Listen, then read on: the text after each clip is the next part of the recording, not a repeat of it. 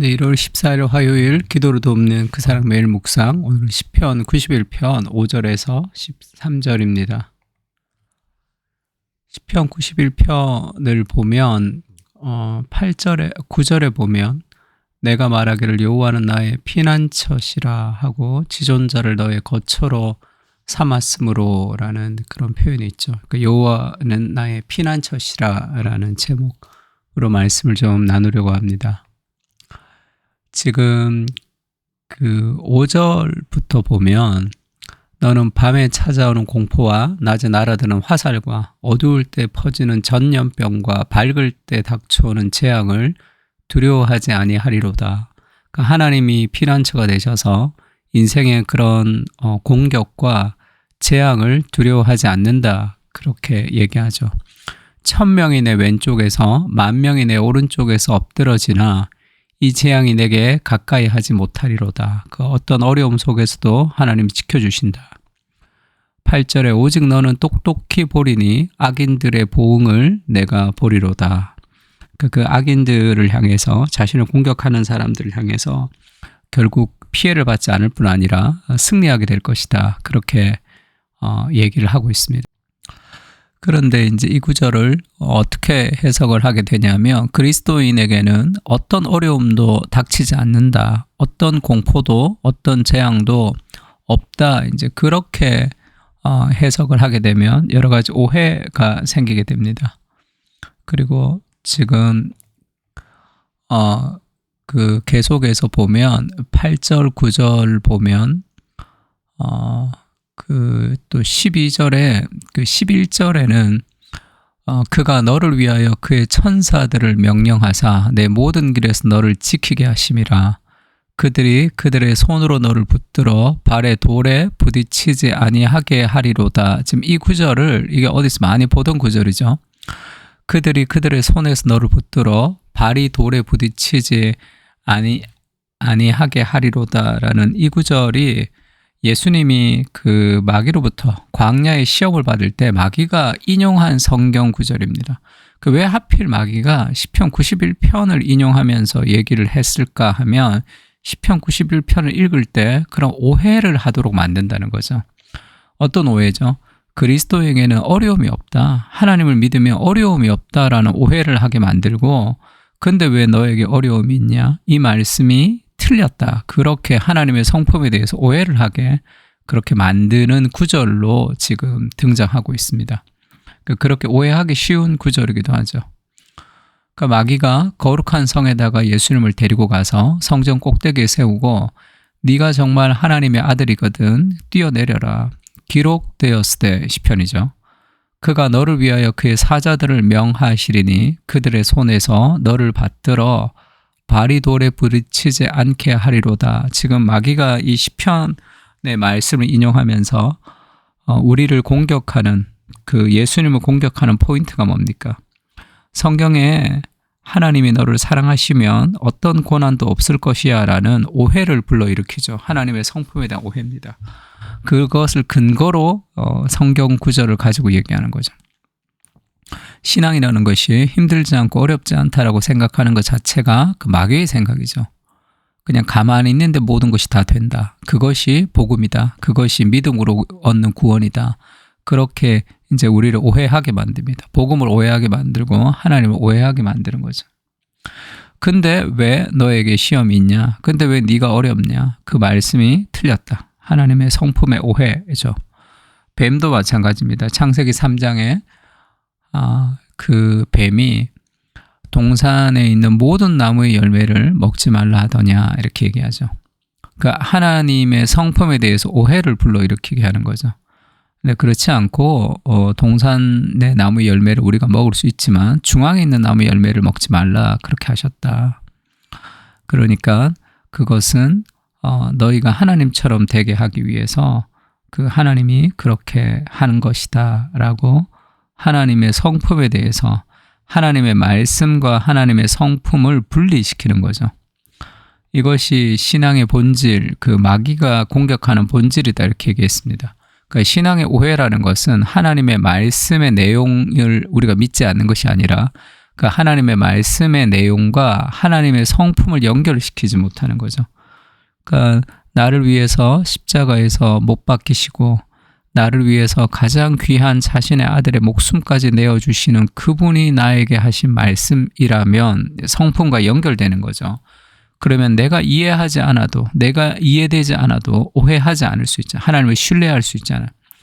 근데 성경에 이렇게 말하는 거 보니까 하나님 이런 거 아니야? 라고 얘기하는 것은 그 말에 대해서 이제 곡해하는 거죠. 내 판단으로 하나님을 오해하게 되는데 그것은 말씀의 문제라기보다 하나님과의 인격적인 관계성이 없는 하나님의 성품에 대한 오해의 문제죠.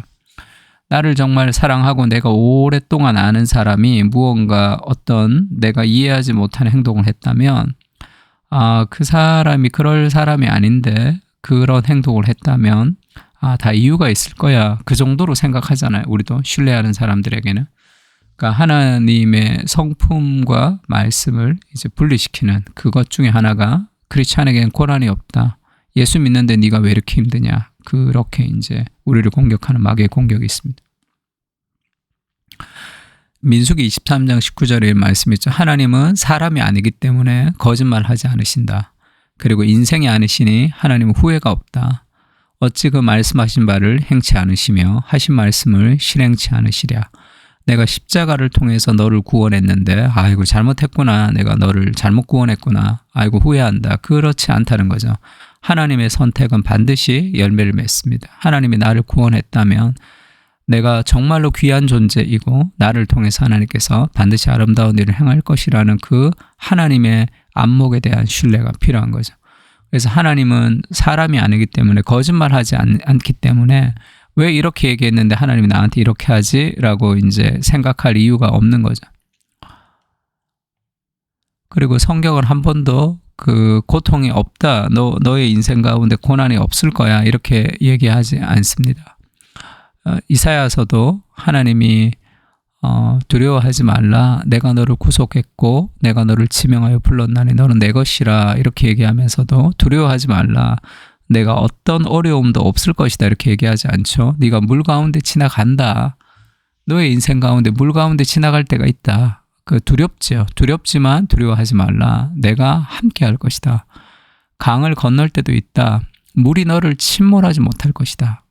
두렵지만 네가 불 가운데 지날 때도 있는 거죠. 그러나 타지 않는다. 불꽃이 너를 사르지 못한다 하면서 환경에서 어려움이 없다는 것이 아니라 고난 가운데 있지만 너는 그 고난이 너를 무너뜨리지 못한다.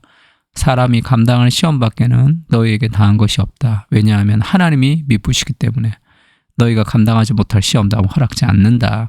그 하나님에 대한 신뢰가 있는 거죠. 어려움이 없는 것이 아니라 그 어려움 속에서 하나님의 임재와 하나님의 함께 하심이 어려움을 이기는 사람으로 우리를 만들어가고 있습니다. 그렇게 얘기하죠, 성경이. 예수님마저도 히브리서 5장 8절 9절 예수님마저도 받으신 고난으로 순종함을 배우셔서 온전하게 되셨습니다. 그래서 자기에게 순종하는 모든 자에게 영원한 구원의 근원이 되셨죠. 예수님도 어려움이 없는 인생을 살지 않았는데 우리가 어떻게 어려움이 없는 인생을 살 수 있겠습니까? 그럼에도 불구하고 지금 성경이 또 가르치는 것, 크리스찬에게 어려움이 면제되지 않는다. 어려움을 당하긴 할 것이다. 그러나 내가 지켜줄 것이다. 그렇게 얘기하고 그러나 그 어떤 어려움도 우리를 망하게 하지, 우리를 패배하거나 우리를 실패하게 하지 않는다는 것도 또 신뢰할 필요가 있죠. 그래서 네가 마지막 절에 사자와 독사를 밟으며 젊은 사자와 뱀을 발로 누리로다 하면 이것은 창세기 3장 15절에 나오는 원시복음이라고 그러죠.